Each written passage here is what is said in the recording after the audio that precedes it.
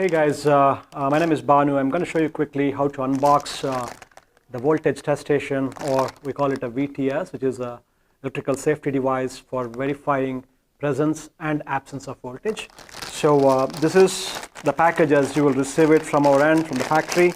I'm just going to show you what is inside this package as it's shipped out to you. So this is a one single unit. This is a voltage test station as a product.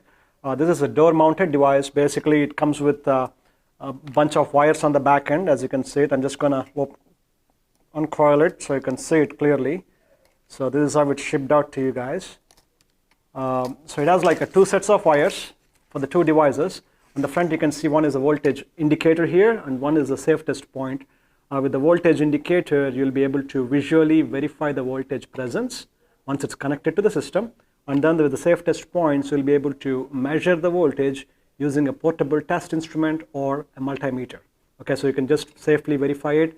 And because of the high impedance protected circuit which is built inside this device, so your max threshold at the touch point will be not greater than 3.5 milliamps. So this is exactly how the device looks like. And these are the 18 gauge wires that comes with each of these devices separately. Right, these are like 10 foot long, and then these devices here, as you can see, there is no exposed components. Everything is completely powdered and sealed. So most people think that there is any connected terminals here, so they might get exposed to the 480 volts or 600 volts, which is not in this case. Everything is completely powdered and sealed. Okay, so what we recommend is, so you basically use the punch or the cutout for this device, and you make a hole on your panel front door. You use the mounting screws and mount this. There will be like installation instructions that comes with this for the voltage indicator, for the safe test point, and also for this housing, and the dimensions included in this, right? So these are the pieces of papers that will come with that, which you can use to cut the hole and then mount this device.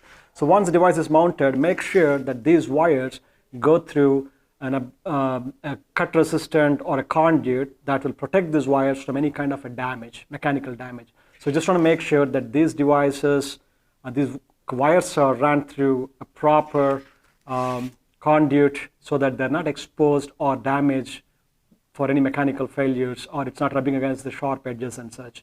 And then at the ends of this, you can trim these leads to required length, and then you can put a ring style connector, or you can tap off directly from your terminal block, either ways, right? So you can put a terminal here and you can connect it directly to the bus bar, or you can also connect to a feeder terminal block where you take this device's connections from. So basically, wherever the source you're connecting to, make sure these things are properly terminated at those ends, okay?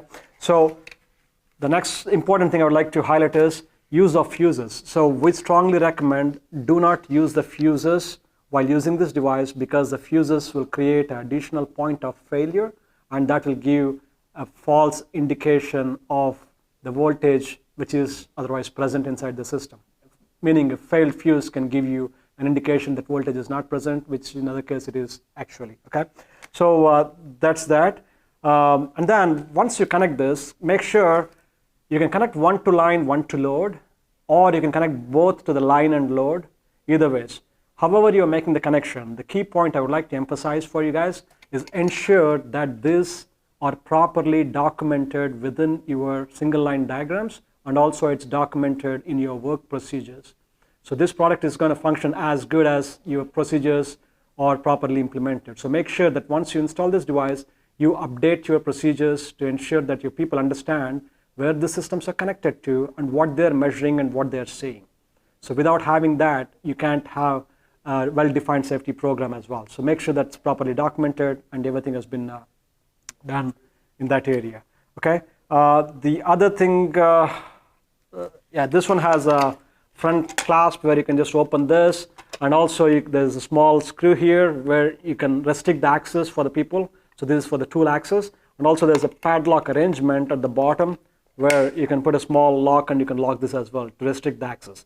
But one thing I want to assure you that there is no hazardous parts that's exposed outside. Rest assured, there's nothing that's going to keep your employees or your facility personnel at the risk of hazard, because these things are all completely impedance protected circuits, and rest assured of that situation. It comes with a gasket that goes in as well.